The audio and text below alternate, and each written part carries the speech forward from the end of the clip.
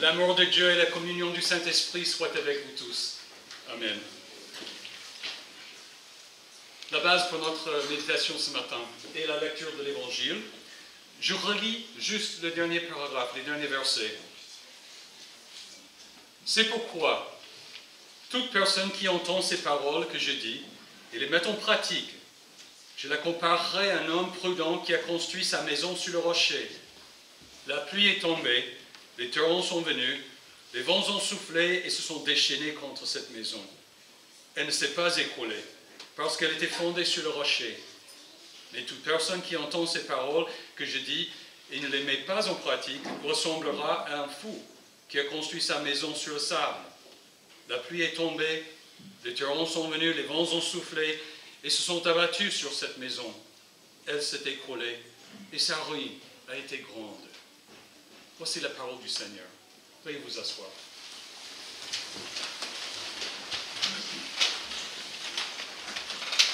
Je vous assure que ça serait un peu plus court aujourd'hui, compte tenu de tout ce que nous avons déjà entendu. Nous venons d'écouter 3 beaux témoignages de foi en Jésus-Christ. On est là à parler du sacrifice de Jésus et de son importance pour elle, du fait que ce sacrifice consolide sa foi. Grâce à lui, elle sait à quel point Jésus l'aime et du coup, qu'elle peut avoir une pleine confiance en lui. Alissa a dit que le fondement de sa foi n'est pas une pensée humaine quelconque, mais la parole de Dieu. Cette parole lui révèle le Dieu sauveur, qui est Père, Fils et Saint-Esprit. Elle avoue qu'il est parfois difficile de croire en Dieu, mais aussi qu'elle a une entière confiance en sa promesse de ne jamais l'abandonner. Fierro a également exprimé sa confiance en Jésus. Il a souligné que Dieu nous conduit dans la vérité, que l'homme ne vivra pas seulement de pain seulement, mais de toute parole qui sort de la bouche de Dieu, et que Jésus nous apporte le vrai bonheur, la récompense au ciel. Or, juste avant d'écouter leur témoignage, nous avons lu une autre parole de Jésus. Ceux qui me disent « Seigneur, Seigneur » n'entreront pas tous dans le royaume des cieux, mais seulement celui qui fait la volonté de mon Père céleste. Est-ce que cette parole met en cause la confiance que nos jeunes ont professée et que nous partageons tous? N'est-on pas sauvé uniquement par la grâce de Dieu, par le seul moyen de la foi en Christ? Bien sûr que oui. En effet, par ces paroles, Jésus ne veut pas vous dire de mettre votre confiance en lui et puis l'effacer en vous disant que vous devez remplir certaines conditions cachées dans les conditions d'utilisation d'un document que vous n'avez jamais eu le soin de lire. Au contraire, il veut nous faire penser sérieusement au rapport entre confiance et acte, entre foi et vie, afin de ne pas perdre la foi. Il nous pousse à faire la volonté du Père céleste, non pas pour être sauvés, mais pour ne pas nous laisser tromper, perdre notre confiance en Christ et ainsi être exclus du royaume des cieux. Vous voyez, foi et acte sont inséparables. C'est le témoignage constant de la Bible. La confiance en Christ nous fait agir d'une certaine façon et avoir certaines valeurs. La personne qui s'est contemplée dans le miroir de la parole de Dieu, qui a vu qu'elle a désobéi à sa volonté, qu'elle est un pauvre pécheur, perdu et condamné, et puis a vu que Dieu l'a lavé de tout péché par le sang de son Fils et l'a revêtu de Christ, cette personne aimera son Dieu. Cet homme ou femme ou enfant saura que Dieu lui a accordé une nouvelle vie, lui a ouvert les yeux à la vraie vie, et elle ne voudra en aucun cas perdre ce trésor. Je pense que vous avez tous, ou presque tous, vu le film Matrix. Monsieur Anderson, ou Neo, au début du film, était en sommeil, prisonnier des machines dans un monde virtuel, où les humains sont gardés dans un état végétatif pour fournir l'énergie à la matrice. En avalant une pilule rouge, il s'est réveillé, est sorti de son cocon et est né, pour ainsi dire, dans le vrai monde. Désormais, il doit combattre à tout prix les machines afin de sauver l'humanité de leur contrôle. C'est une bonne illustration de la nouvelle naissance que Dieu nous accorde en Christ. Dieu nous a ouvert les yeux pour que nous passions des ténèbres à la lumière et de la puissance de Satan à Dieu, pour que nous recevions par la foi en Jésus le pardon des péchés et une part d'héritage avec les saints. Ce n'est pas là qu'une information intéressante, c'est une transformation, une vie nouvelle qui change tout. Notre confiance en Jésus fait jaillir de nous des paroles et des actes de gratitude envers Dieu et de service à notre prochain. Ça coule de source, comme tout bon arbre produit de bons fruits, mais le mauvais arbre produit de mauvais fruits. Foi et acte vont de pair, toujours. Du coup, la Bible, en parlant d'un de ces deux éléments, l'autre est sous-entendu. C'est comme les deux faces d'un jeton. Il n'est pas possible d'avoir un jeton avec une seule face. C'est absurde. Lorsque donc Jésus dit que seulement ceux qui font la volonté du Père Céleste entreront dans le royaume des cieux, il est sous-entendu qu'ils font la volonté de Dieu parce qu'ils croient en lui. Les pensées du cœur sont invisibles. Dieu voit au fond du cœur de l'homme, mais pas nous. Nous ne voyons que ce qui sort du cœur, le comportement qu'il produit. Nous voyons la foi d'une personne dans ses actes. Aussi, Jésus dit des prétendus prophètes que vous les reconnaîtrez à leurs fruits.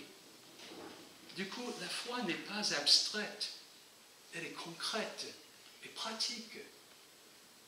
Que se passe-t-il alors si on ne met pas en pratique la parole de Jésus? Si on n'agit pas conformément à sa foi? C'est simple et tragique. On perd sa foi. Puisque la foi et les actes vont de pair, sont liés inséparablement, comme les deux faces d'un jeton, on ne peut pas avoir l'un sans l'autre. Nous ne pouvons pas mettre notre confiance en Christ et en même temps ignorer ce qui nous prescrit. Dans ce cas, selon Jésus, on est un prétendu prophète ou un fou qui se fait des illusions. C'est ça la tromperie ou la duplicité contre laquelle Jésus nous met en garde. On peut donc se faire tromper de deux façons. La première est d'écouter les prétendus prophètes. Ce sont les hommes qui annoncent leurs propres opinions en prétendant les avoir reçues par révélation de Dieu. Ou bien ils prétendent être le Christ lui-même afin de nous détourner de Jésus pour les suivre eux. L'apôtre Paul les qualifie de loups cruels qui n'épargneront pas le troupeau, des hommes qui donneront des enseignements pervertis pour entraîner les disciples à leur suite. C'est pourquoi Jésus nous dit, méfiez-vous des prétendus prophètes. Ils viennent à vous en vêtements de brebis, mais au-dedans ce sont des loups voraces. Vous les reconnaîtrez à leurs fruits. Lorsque les paroles et les actes ne s'accordent pas, vous savez que quelque chose ne va pas. Méfiez-vous-en. L'autre forme de tromperie, la plus commune et sans doute la plus dangereuse, et de nous tromper nous-mêmes. C'est d'écouter la parole de Jésus, mais de ne pas la mettre en pratique. On se fait des illusions. On s'imagine qu'admirer Jésus et son exemple est équivalent à être son disciple. Mais en vérité, si nous ne mettons pas en pratique tout ce qu'il nous a prescrit, notre foi est une abstraction dépourvue de sens et sans valeur. Et c'est ça le nœud du problème. Si nous disons que nous sommes des disciples de Jésus, si nous avons compris la signification de son sacrifice et qu'il ne nous abandonnera jamais, si nous avons l'espérance du vrai bonheur, la récompense du ciel, mais ne faisons pas ce que lui, le Seigneur, nous enseigne, nous nous trompons. Notre foi est morte, une illusion, et sans foi, il est impossible d'être agréable à Dieu. Jésus aura à dire un jour, « Je ne vous ai jamais connu. Éloignez-vous de moi, vous qui commettez le mal. » Mais il ne veut pas dire cela. Et c'est pourquoi il nous parle en ces termes. C'est pourquoi toute personne qui entend ces paroles que je dis et les met en pratique, je la comparerai à un homme prudent qui a construit sa maison sur le rocher. La pluie est tombée, les torrents sont venus, les vents ont soufflé et se sont déchaînés contre cette maison. Elle ne s'est pas écroulée parce qu'elle était fondée sur le rocher. Mais toute personne qui entend ces paroles que je dis et ne les met pas en pratique ressemblera à un fou qui a construit sa maison sur le sable. La pluie est tombée, les torrents sont venus, les vents ont soufflé et se sont abattus sur cette maison. Elle s'est écroulée et sa ruine a été grande. Écouter la parole de Jésus et la mettre en pratique, cela apporte la bénédiction de Dieu. Il apporte la promesse de la vie éternelle, non pas parce que vous l'auriez mérité, mais parce que vous permettez à votre foi, à cette confiance en Jésus, de vivre, de respirer, de croître. Comprenez bien que Jésus dit tout cela pour nous bénir et pour nous sauver. Il veut faire de nous des personnes sages, des personnes qui écoutent puis agissent conformément à la parole de Dieu. Un dernier point qui va de soi. Être disciple de Jésus. Écouter et mettre en pratique sa parole, cela dure toute la vie. On n'a qu'à construire sa maison sur le rocher une seule fois. C'est-à-dire, on est converti et baptisé une fois dans la vie. Mais il faut maintenir la maison, en faire l'entretien, même des rénovations. De même, il faut nourrir la foi en Christ par l'étude continue de sa parole et par la réception répétée de son corps et de son sang. Du coup, construire sa maison sur le rocher, cela veut dire demeurer en Christ, le suivre toute sa vie. Et si nous trouvons un jour que nous avons négligé sa parole et son sacrement, que le toit de la maison risque de nous tomber sur la tête, il faut la rénover. Il faut revenir à Christ et demander pardon. Il ne tardera pas à nous rétablir dans sa maison. En effet, il veut nous sauver. Il veut que nous soyons là où il est. Il m'a sauvé, racheté et acquis, moi perdu et condamné, afin que je lui appartienne et que je vive dans son royaume pour le servir éternellement dans la justice, l'innocence et la félicité, comme lui-même est ressuscité de la mort, vit et règne éternellement. C'est ce que je crois fermement. Chers frères et sœurs, et surtout, chers confirmants, vous avez reconnu l'importance de la parole de Dieu.